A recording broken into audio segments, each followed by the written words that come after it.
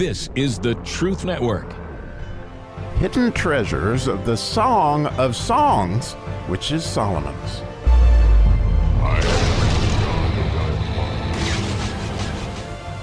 All right, we get to do the hoof verse today, the 11th verse of the 6th chapter of the Song of Solomon. And you might know the letter hoof is like a crown. It fits this verse in so many different ways. It also has to do with his very strong desire. And here we go. And this is a very mysterious verse, but we'll just read it to you in English and off we'll go. So it says, I went down into the garden of nuts to see the fruits of the valley and to see whether the vine flourished and the pomegranates budded. One of the big challenges about this verse that just jumps right out at you is, who is talking here? And just to add to the confusion of that, in fact, there are commentaries I read that said these next two verses are some of the most perplexing in the whole book.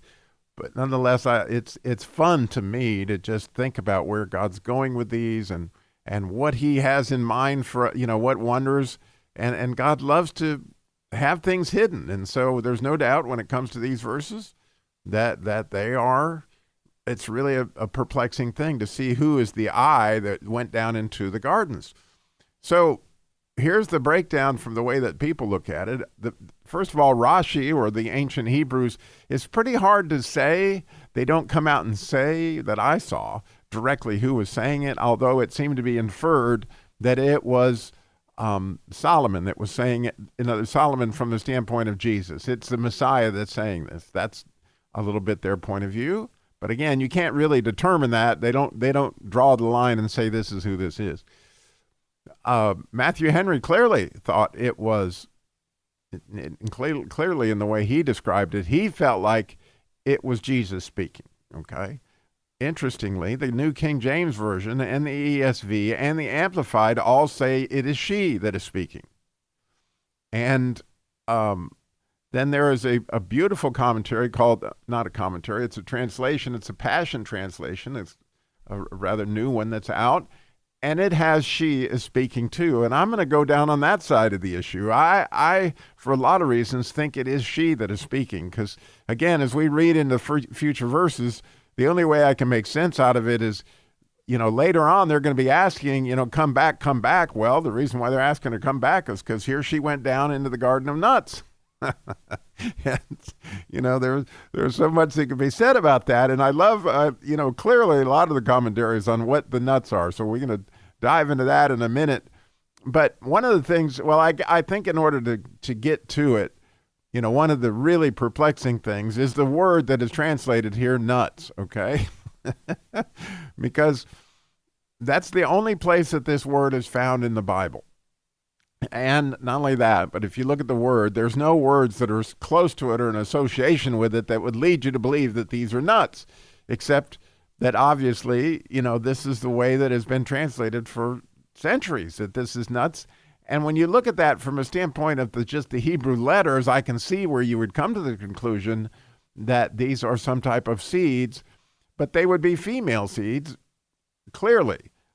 Which, when you think about the idea of seeds, they're usually female anyway, but the word nuts in Hebrew ends with a zayin, which is the seventh letter in the Hebrew alphabet. And when they talk about the zayin, it's a vav, it's a male energy with a crown on the top of it, and there you get to the hoof. And that crown is this idea of, on Shabbat, on their Sabbath day, it is the seventh day of the week, and it's very much associated with that because on Sabbath, you may know that always the wife of the house will say, to begin the Shabbat, and say, a wife of valor who can find, right? She's going to go to Proverbs 31.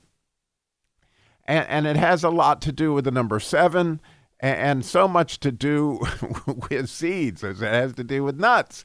And so it's really kind of cool when you think about, and this is more the reason I think it is she that is speaking, is because these seeds are the church, so to speak. In other words, the sower went to sow the seeds, the nuts.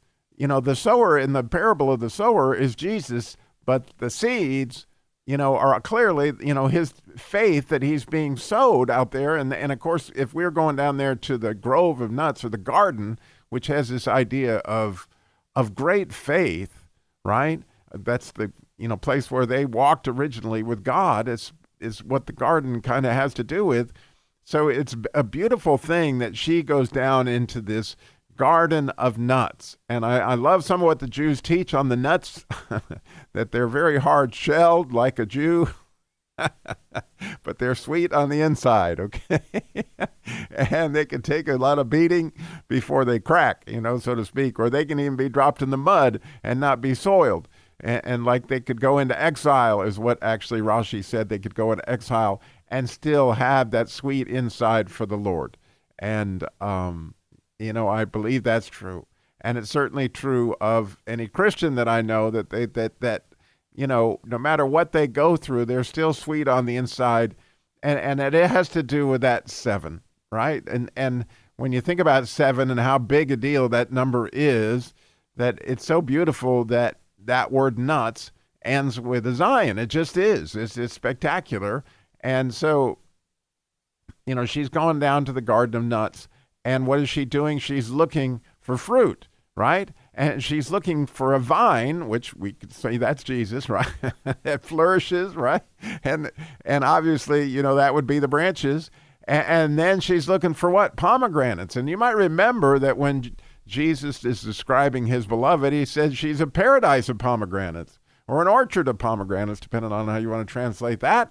But again, the fact that she's going down to look at the pomegranates gives you this idea of, wow, she is very much gone to collect fruit. I mean, here's what's going on. I mean, she's gone to see the fruit of what her life is about, but it would appear that it's like on Shabbat, like she's going down there to see what has resulted from what, has been planted.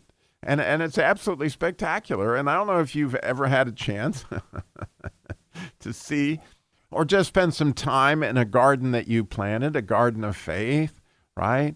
That you just sit back at times, right? And maybe it's a church class that you've taught over the years, or something along those lines. But I'll go back to a story I've told many times, but one that I think of is we had a party for a Sunday school class that we had taught for 2 years, and then they had gone off to college and they'd graduated from college, and so we had sort of a reunion party. It was Christmas time, and as we were sitting around talking about all those years that we had a chance to be in the garden, right?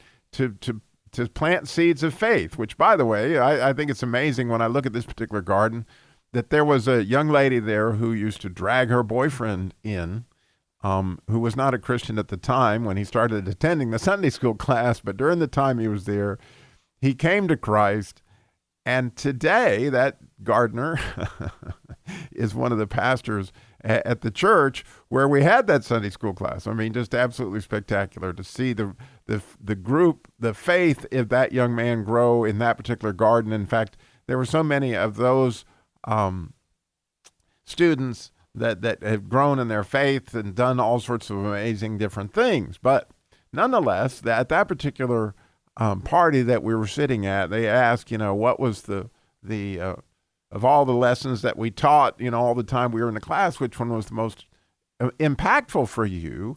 And they all had this paper that I had done this lesson, and the idea was that they were to write on the back of their fellow students. So I hung this paper by a red, very, a scarlet cord.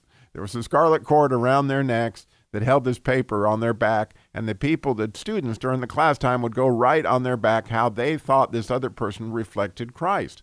Well, when you think about someone reflecting Christ, that is the whole idea of the Zion.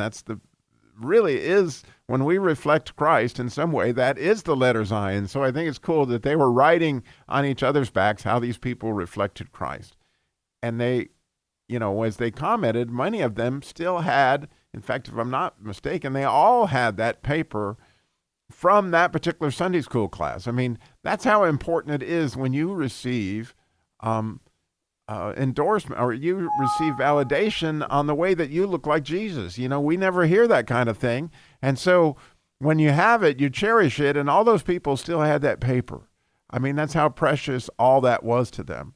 And so what you can see there, from my perspective, is it was a garden. Yeah, I had something to do it. God worked that through me based on some things that I had seen in my life that people never hear enough about what they do good. But it was a chance for me to just go down into the garden, right?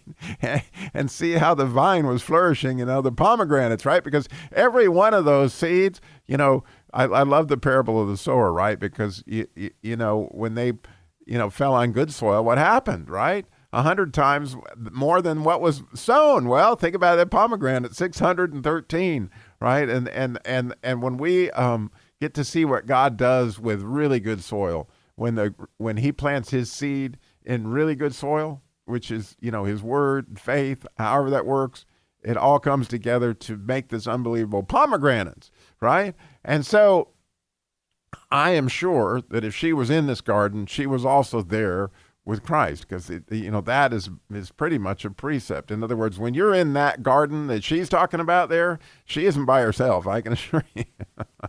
She's walking with Jesus, okay? And she's getting to see all these things that are there. But as far as who is speaking, I think it was her. I really do. But you can think about who you think it is, and ponder the idea of this unbelievable, garden of nuts. And so, I also think that's comical because almost all the gardens I've ever been involved with, when you really get to know us, we're nuts, right? In so many different ways. Hard on the outside, but sweet on the inside. Thanks for listening.